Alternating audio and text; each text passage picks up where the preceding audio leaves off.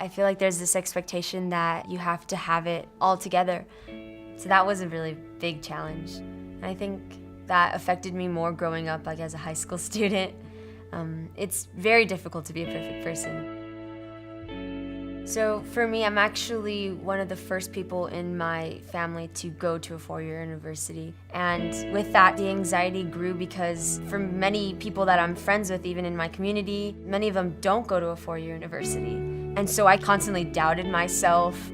I was hoping that I'd be able to get in and make everyone proud of me.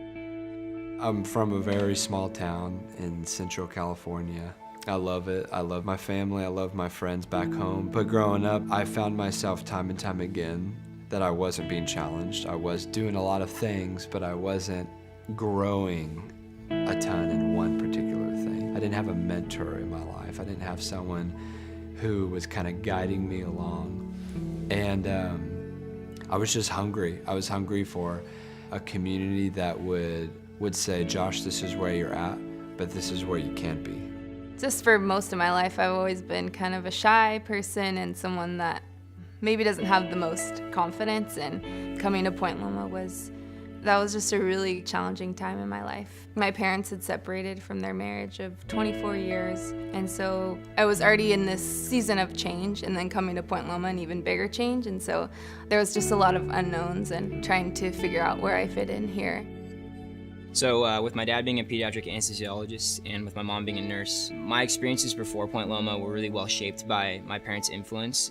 Growing up with parents who were really well invested in me and into their jobs and into the community of people that they were able to provide hope and healing for. As I grew up, in middle school, my dad actually was diagnosed with kind of a aggressive form of blood cancer, and ultimately passed away when I was a sophomore in high school from complications after his treatment. That shaped a huge part of my passion for medicine. And as I learned from his experiences, and as I was able to kind of gain meaning and purpose behind his struggles as it affected our family, I began to find my passion for medicine within that, knowing that the same doctors and nurses that were helping to heal my father was something that I was passionate about, and I wanted to be those kind of people. I wanted to be the doctor sitting in front of my parents, providing them with a treatment plan. I wanted to be the medical personnel providing like the absolute best care that I could to him and ultimately to other patients.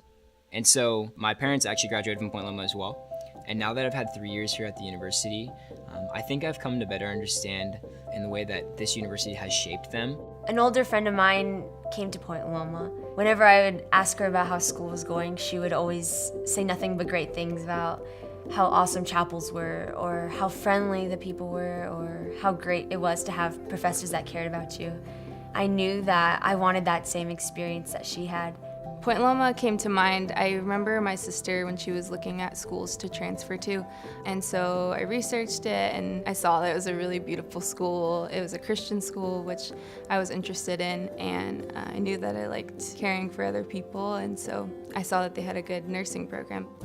So as a prospective student, I was looking at schools that I knew could provide me with the education experience, that could provide me with opportunities to continue that education into a graduate program, and I knew Point Loma had a strong pre-med program. It was this, the pre-med program that my dad went through ultimately to become a physician.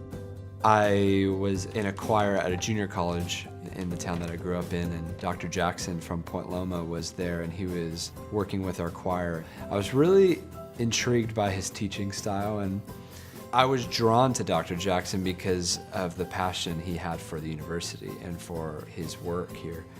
He invited me to come audition for a scholarship.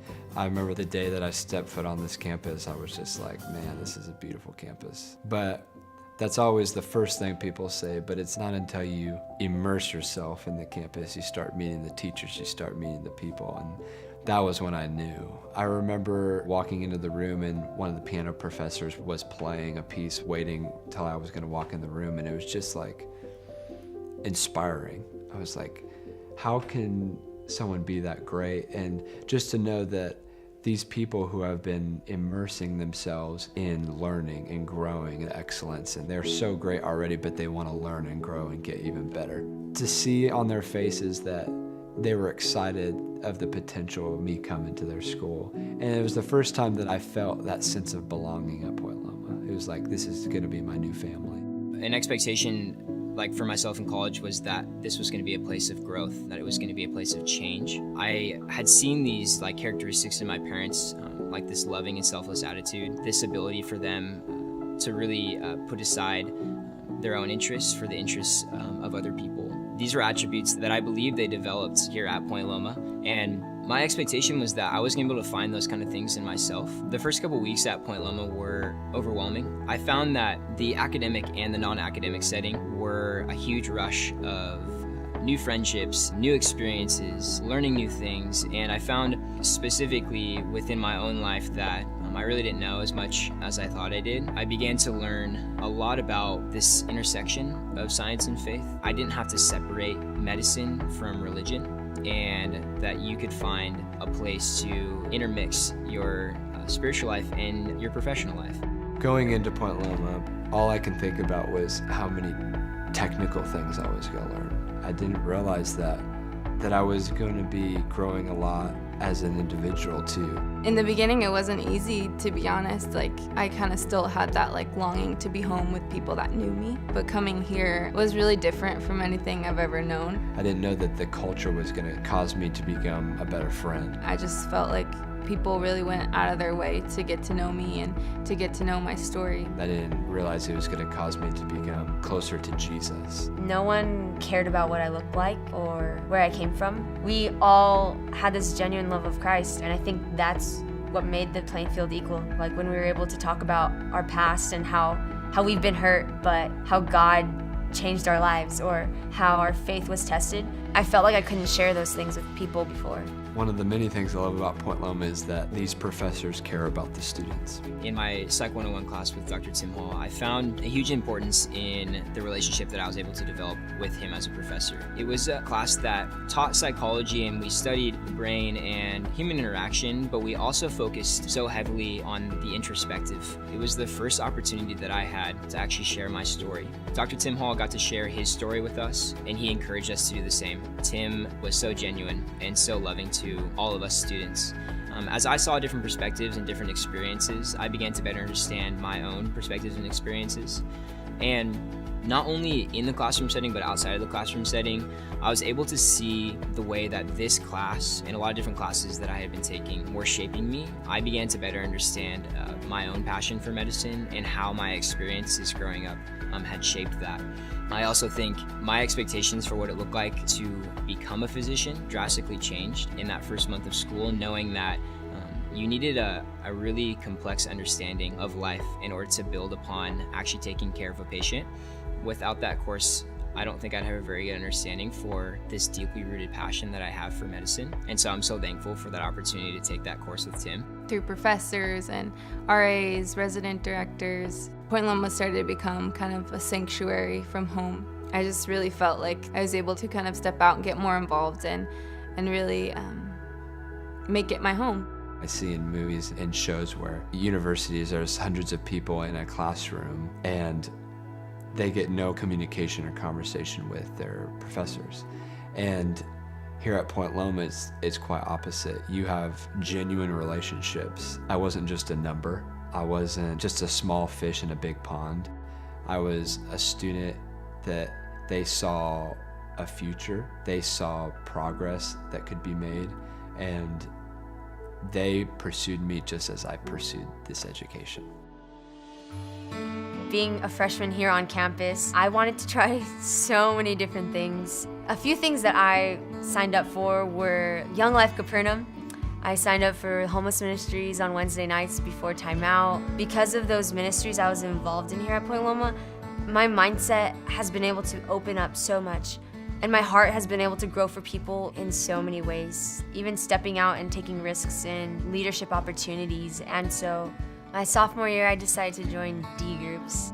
I think it was my sophomore year at Point Loma when I started to get into clinicals and more nursing-specific classes. And that really showed me what life would really be like as a nurse and getting to work with real patients. I think Point Loma's nursing was really unique in that it teaches its students to care for patients beyond just medically and to think of them holistically. And so a great opportunity I had to kind of live this out was when I went on a medical mission trip with LoveWorks to Haiti. I loved being with George. I interned with him for 3 years. Some of my fondest memories are just sitting in his living room with a cup of coffee and the interns gather around and just talking about ways that we can sharpen our craft.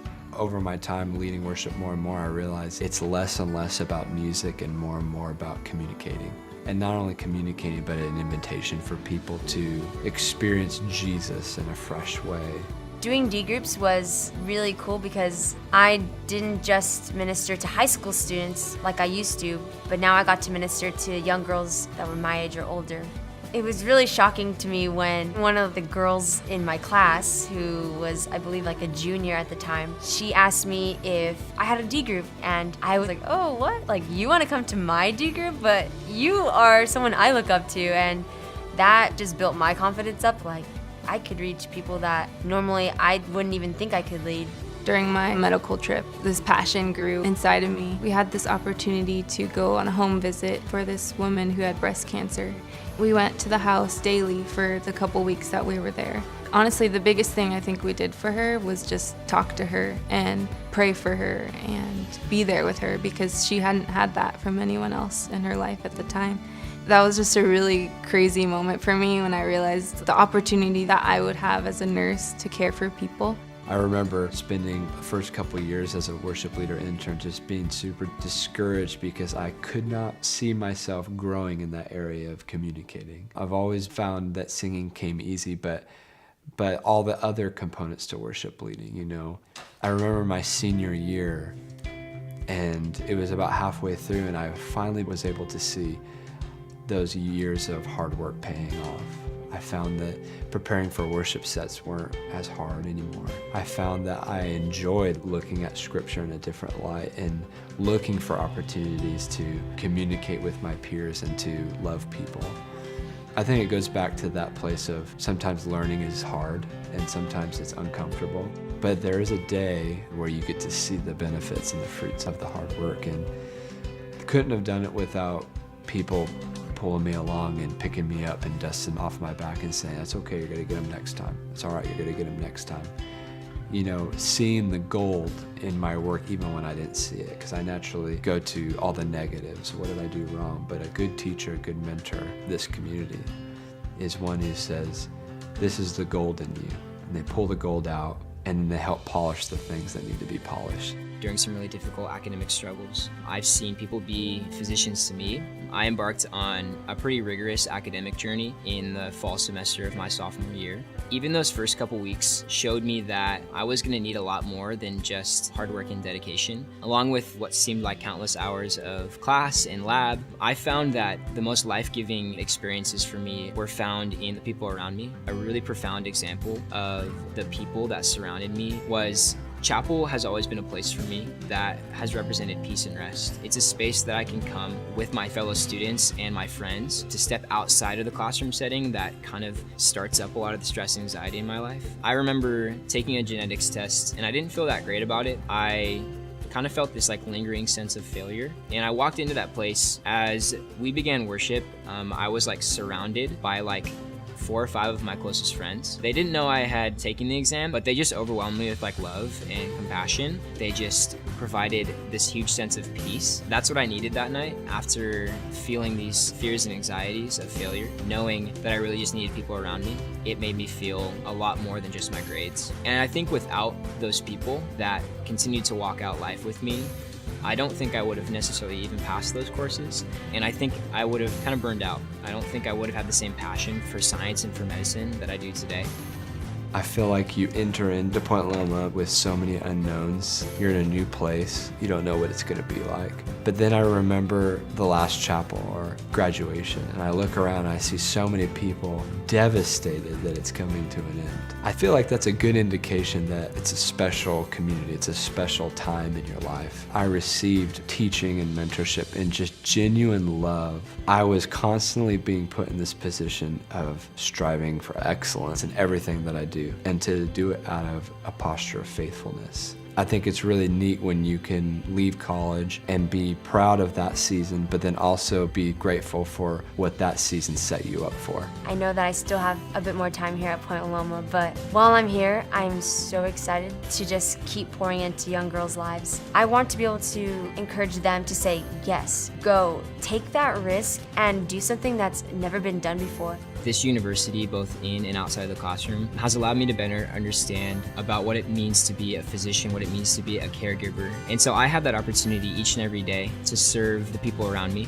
As a current student at Point Loma, I serve as an admissions ambassador to provide information and perspective to prospective students, to provide them with a sense of peace, to provide them with perspective of how this university has shaped me. I found that's a really tangible way for me to impact people's lives and ultimately to live out that calling right now. Looking back at my time at Point Loma, I see how God really used it as a time for me to heal. Through relationships I had here and just through the different opportunities, He really showed me how to care for people that I encounter in the workplace and wherever I go. My hope and prayer is that I'm able to do half as good a job as the professors did for me at Point Loma, and just to be able to carry on that legacy of Point Loma, which is investing in upcoming generations and realizing that there is value in being teachable, there is value in sowing into people, and there is value in loving Jesus and making sure that you live a life of integrity and character.